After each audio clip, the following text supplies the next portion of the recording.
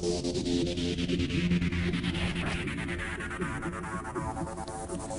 we go. Nice looking carp on a Marukyu snowman pop-up rig. Very successful, very quick. And it didn't take long. 2 or 3 minutes. Let's slip this back quickly and net his fish. There we go, young man.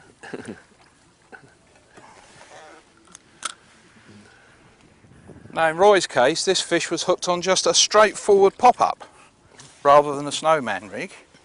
So it shows you both methods have worked. Again, hopefully you'll see, hooked in the bottom lip. Slightly different rig because I'm using just a standard pop-up, but it wasn't coming off.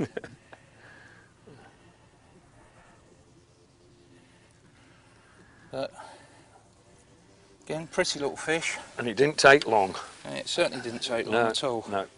Obviously intrigued with what you were wrapping around there, Tim. I know this is one of your favourite mixes, and what you've been doing with this particular mix, I think the main ingredient has been 142. Correct. EFG 142 has been incredible this year. This is the one with all the Tanisha. The Tanisha is the water snails that are processed in several different ways.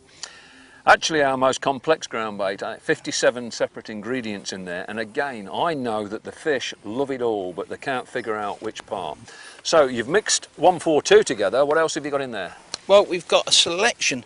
I like, when I'm fishing the method, I fish it slightly different from the match guys, and it's done on purpose because match guys are fishing for quick bites. They do a lot of casting. Most carp anglers like to cast out, and they want a bait to sit out there because they might not be getting lots of bites. I know we've just got very quick bites, but in general people might have to wait half an hour or an hour for a bite. So you want a ground bait mix that's going to stay around your method feeder, or in this case a stone. But what I do is I take a mixture of the ground baits, and in this case I've taken the 142. I've taken some small pellets. Let's have a have a quick look. We've got some of the 3mm pellet. Does it matter whether it's protein or nori, do you prefer? I've found them both working the same, but I will change from the protein to the nori as the water gets colder. Because I believe that fish want less protein in the winter. I think that's a recognised fact. So I shall go over to the nori, but we're still in reasonable temperatures. We've got, let's have a look at what we've got here. We've also got, the 142, which we've talked about, which is full of bits. That's what I like. It's got lots of little bits and pieces. That's the 57 components, so when the fish are feeding on it, they're not just finding what I call soup. They're finding lots of little bits and pieces. We've also got some of this pure fine sanagi, which, as you explained, was the silkworm crystals. Again, I'm using that really to give it lots of oomph. You know, I want there to be lots of flavours and lots of bits. That's not to say you couldn't just use the 142. But I want to catch carp, right? So I want the ground bait to be as attractive as possible. So there'll be the main ingredient, obviously, is the 142, along with the other ground bait. You've been using that as well? Yeah, I'll get to that in a second. All right. Very important, that. What have we got? We got, perhaps didn't pick them all up. The 151. 151, yeah. Right, the 151 is another favourite of mine. This smells divine, and I know we look at that, our smell is different from the carp, but this mixes exceptionally well, binds exceptionally well. So I use equal parts of the 151 and the 142, to which I then add a generous handful of the sanagi, the fine sanagi. I also add a splash of the powdered krill. Again, you know from the match how deadly the krill is. Fish love this stuff, so again we get a splash of that. Various pellets. I've also added a generous splash of protein.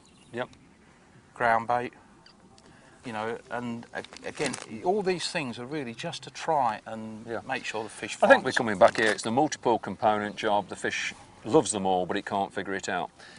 I was intrigued, you said you didn't want it to break down quickly. We've got a tank here, I want you to put a ball on there and show me what you meant by that. Right. Okay. Well, as you notice, I'm using a stone, Yeah. but you can use Yeah. a method feeder. Yeah. That's just a weight. Yep. Right, in this case, a snowman. Right. I also, Roy, add, obviously, a splash of both the liquids. That makes it sticky, doesn't it? That helps make it Yep. sticky, Yeah. but also, again, gives instant attraction. Yeah. And basically, you've got that. Notice a short hook link, because obviously I want the fish to be feeding near my ball of ground bait. I put a squeeze on one side, a squeeze on the other, and then I mould it round quite tightly. Yep. Now you'll notice in this ground bait I have broken up a few boilies, Yep.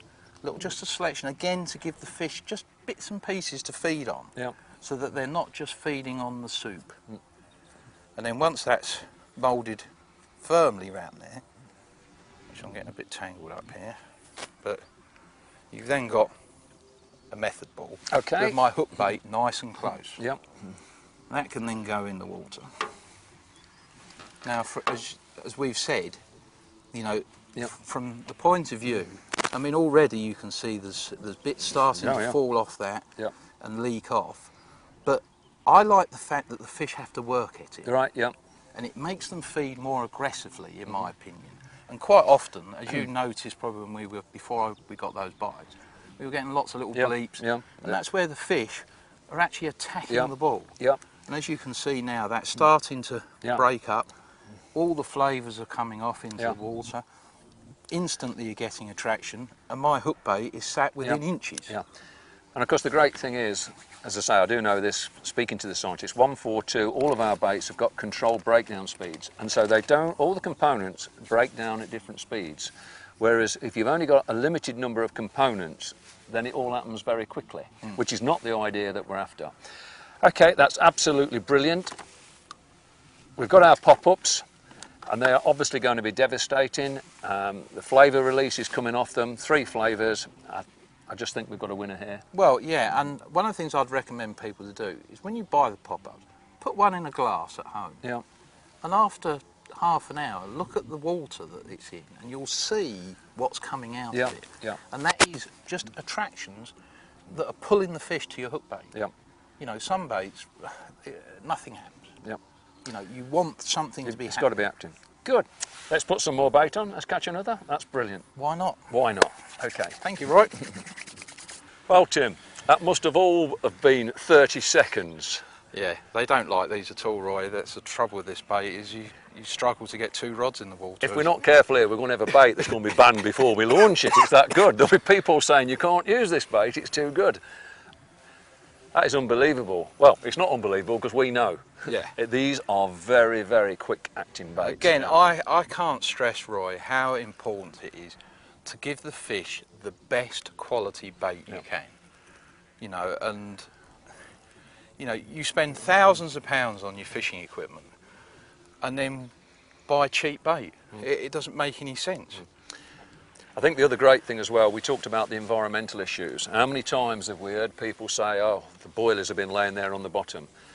The great thing about these boilies, 24 hours, at least the bacteria is on them. That's if they've not been eaten. I don't think you could possibly fish one of these for 24 hours and not get a bite. But as you know, the Marukyu policy is all about environmental issues, and these are the best environmental baits you can buy.